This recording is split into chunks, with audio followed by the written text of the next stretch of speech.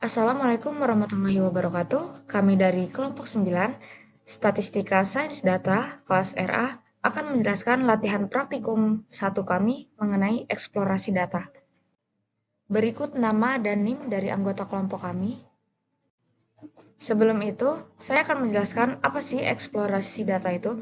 Eksplorasi data merupakan proses untuk memahami, menganalisis, dan mendapatkan wawasan dari data secara menyeluruh. Dan tujuan utamanya yaitu untuk menemukan pola, tren, dan informasi penting lainnya yang tersembunyi dalam dataset. Dan pada praktikum kali ini kami menerapkan beberapa langkah. Yang pertama ada install package, yang kedua pemanggilan package, yang ketiga mengimport data, keempat memeriksa gambaran umum data, kelima menangani missing value, keenam memeriksa sebaran data, dan yang terakhir memeriksa korelasi peubah. Yang pertama adalah codingan untuk menginstal package. Di sini kita memakai 3 package yang akan diinstal, yaitu package tdverse, data explorer, dan skimr. Setelah diinstal, kita melakukan pemanggilan dengan cara ketik library dan nama package. Selanjutnya, code ini berfungsi untuk mengimpor data dari CSV ke dalam R untuk diolah. Code berikutnya adalah code untuk memvisualisasikan data. Code ini berfungsi untuk memvisualisasikan dari keseluruhan data yang sudah diekspor pada pada CSV yang tadi untuk melihat gambaran sebaran data dari keseluruhan data tersebut.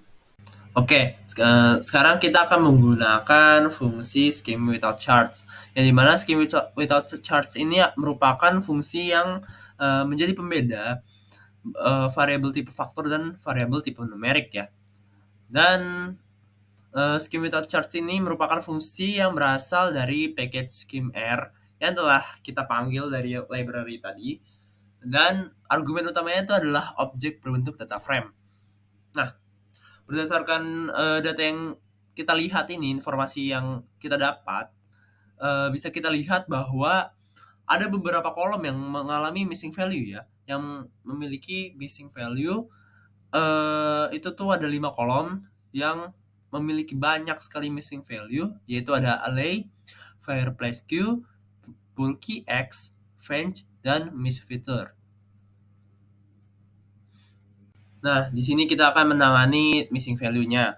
Bagaimana cara menangani missing value-nya dalam kasus ini nih? Kita bisa memiliki dua cara, yaitu mereplace missing value-nya dan menghapus baris yang mengandung missing value.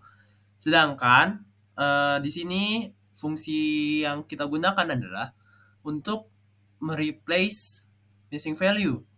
Sintaksnya itu tuh digunakan untuk mereplace missing value jika datanya berupa faktor atau string. Lalu kemudian digunakan untuk menghapus semua baris yang mengandung missing value-nya. Nah, jadi ini fungsi dari sintaks ini nih untuk mengubah atau mereplace yang dan menghilangkan mengubah baris untuk menghapus baris yang mengandung missing value ya. Nah, lalu setelah kita lihat untuk menjadikan plot lagi, plot intro, itu bisa dilihat bahwa missing value-nya sudah ditangani. Gitu, teman-teman. Setelah kita menangani missing value dari 5 kolom tersebut, kita telah menanganinya.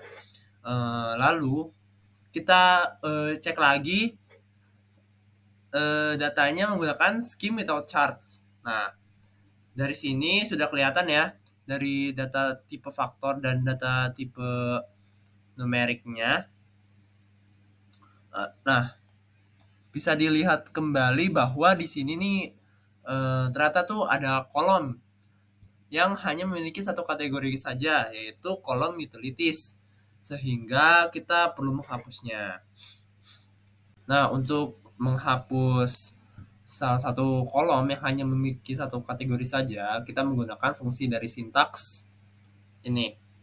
Nah, fungsi dari sintaks ini untuk menghapus utilities ya, karena utilities itu adalah kolom yang hanya memiliki satu kategori saja. Jadi di sini dikurangin utilities ya sebagai tanda untuk hapus kolom tersebut. Selanjutnya yaitu memeriksa sebaran data menggunakan plot histogram. Langkah awal yaitu memanggil fungsi plot histogram dengan menggunakan data dari data host.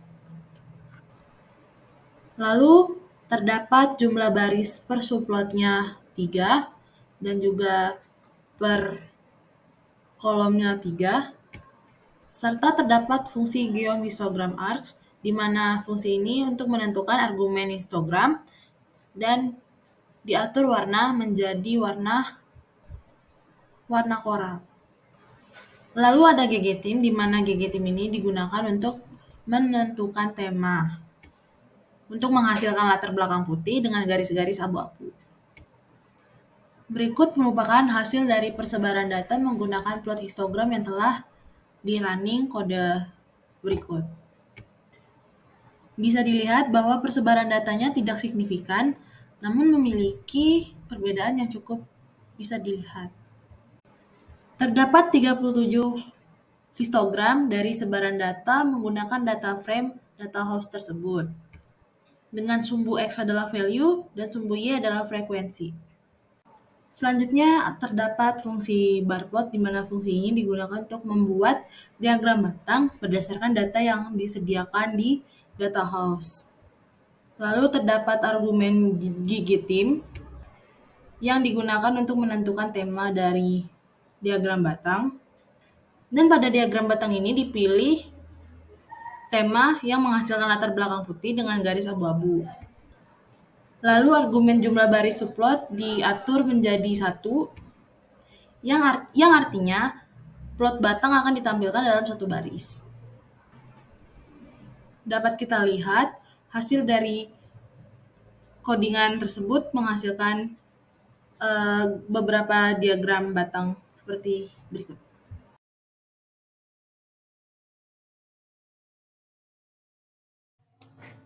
Langkah terakhir yang kami lakukan yaitu memeriksa korelasi peubah dengan tujuan untuk memperoleh pemahaman yang lebih tentang struktur data dan hubungan antara variabel-variabel yang terlibat, yang kemudian akan digunakan untuk analisis lebih lanjut dan dalam pengambilan keputusan. Dan untuk yang pertama, kami menggunakan scatter plot, di mana fungsi plot scatter plot sendiri digunakan untuk membuat scatter plot dari data numerik yang ada dalam data host. Selain itu, terdapat juga fungsi select if, di mana select if itu berfungsi untuk memilih kolom-kolom yang sesuai dengan kriteria yang diberikan di dalamnya. Dalam hal ini, kriteria tersebut adalah numerik. Dan dalam kasus ini juga digunakan cell price sebagai variabel yang akan digunakan sebagai sumbu Y. Berikut terdapat beberapa scatter plot lain yang berupa visualisasi dari data numerik yang ada di data host sendiri. Ya, baik. Pada tahap ini kita menggunakan code seperti di gambar itu gunanya untuk membuat matriks korelasi berbasis koefisien korelasi Spearman dari variabel numerik dalam dataset data house 1. Lalu matriks korelasi tersebut diubah menjadi format panjang untuk memudahkan analisisnya. Nah, jadi pada uh, format ini, ya bagian ini memilih hanya kolom-kolom yang memiliki tipe data numerik dari data frame data host 1. Lalu pada format upper eh, itu gunanya untuk mengisi nilai NA pada segitiga atas matriks korelasi untuk menghindari duplikasi dan menyimpan hanya setengah matriks. Lalu terakhir pada core DF itu, jadi core DF di sini gunanya untuk mengkonversi matriks korelasi menjadi data frame. Dan fungsi eh, nah titik omit itu gunanya untuk menghilangkan baris dengan nilai NA atau nilai yang sebelumnya diisi di segitiga atas. Lalu untuk yang terakhir pada core DF Itu untuk memfilter atau menyaring variabel yang memiliki koefisien korelasi Spearman dengan nilai absolut di atas 0,6 dari data frame core_df. Lalu hasilnya diurutkan secara menurun berdasarkan nilai absolut koefisien korelasi. Lalu pada gambar kedua, oh iya, jadi sebelumnya itu bisa kita lihat hasil dari gambar eh, di atas kanan itu adalah hasil penyaringan dari variabel yang memiliki koefisien korelasi Spearman dengan nilai absolut di atas 0,6. Lalu gambar yang kedua dari kiri itu ada di core_df gunanya untuk menyaring pasangan variabel seperti yang tadi eh, sama dengan nilai 0,6 yang memiliki nilai absolut koefisien korelasi. Bisa kita lihat dari output eh, pada kanan atas, pada kanan tengah, itu output yang dihasilkan. Nah, lalu pada code terakhir di sebelah kiri, jadi code yang kita gunakan ini untuk mendapatkan nama-nama variabel kategorikal dan variabel cell price dari data house 1. Nah, jadi itu kita menggunakan get var names. Nah, jadi itu untuk mendapatkan nama variabel-variabel kategorikal. Terus untuk menghasilkan namanya itu kita menggunakan names. Nah, itu tuh fungsinya untuk mendapatkan nama-nama kolom dari hasil seleksi sebelumnya. Nah, bisa kita lihat dari gambar kanan bawah itu hasil dari eh, kolom-kolom seleksi yang sudah dicari tadi. Terima kasih. Oke, pada tahap ini, eh, code ini itu digunakan untuk membuat serangkaian box plot yang membandingkan distribusi variabel cell price terhadap setiap variabel kategorikal.